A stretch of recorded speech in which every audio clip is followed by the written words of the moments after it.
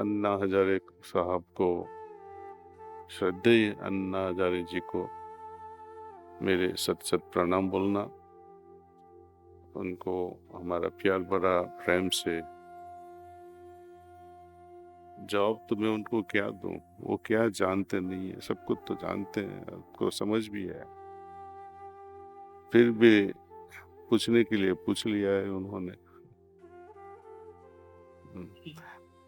क्योंकि ऐसे लोगों को सब पता है, क्योंकि गीता में भी लिखा है योग से क्या क्या ना हो सकता है, सब कुछ हो सकता है।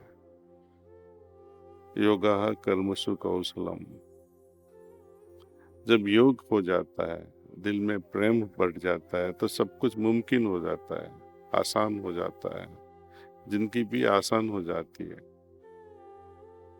एक एग्जाम्पल दूं आपको कि किचन है, किचन में हाइजीन रहेगा नहीं और बदबू आती है, खाना इधर पड़ा है उधर पड़ा है, हाथ भी साफ नहीं है, वही किचन या रेस्टोरेंट में जाओगे तो आपको खाने का मन करेगा? नहीं करेगा ना। योग का मतलब है total hygienic condition to be developed inside us.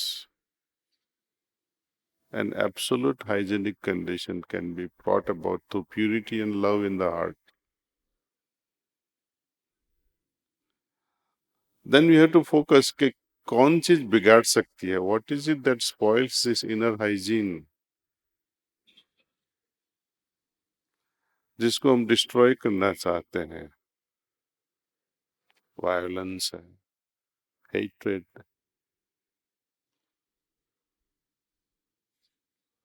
उसकी जगह पे कंपैशन आ जावे, काइंडनेस आ जावे।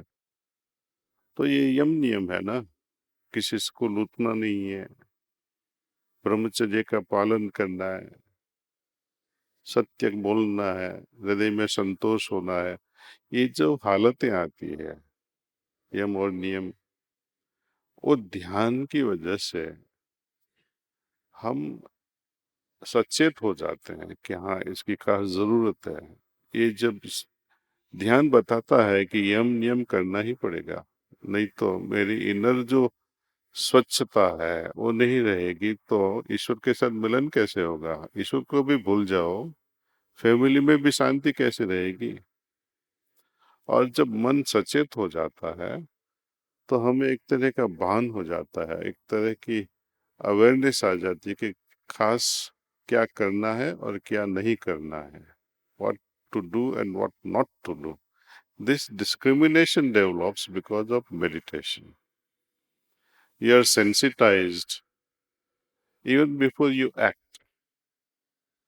जब ख्याल आता है कि ये मुझे करना है, और मन जब ध्यान की ओर जाता है,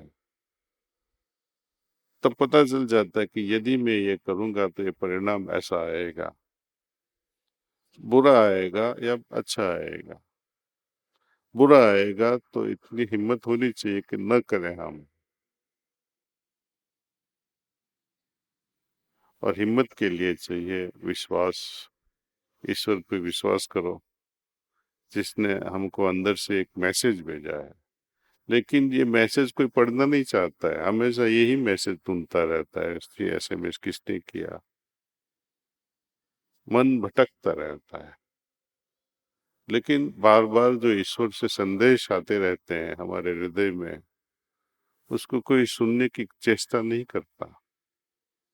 सुबह उठ के ही फोन को पकड़ते हैं, कोई कम मैसेज आया। सबसे बड़ी चीज जो है ईश्वर, उनका मैसेज एक बार भी हमने सुन के देखने की कोशिश नहीं की अभी तक।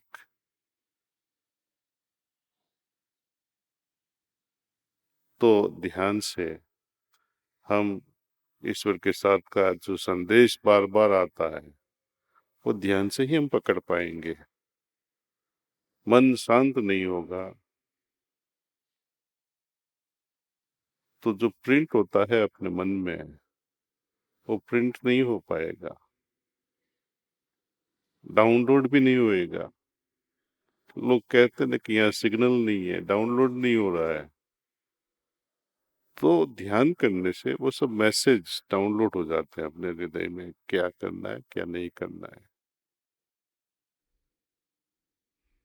तो प्लीज अन्ना हजारे जी, श्रद्धेय अन्ना हजारे को हमारी ओर से भी प्रणाम करना।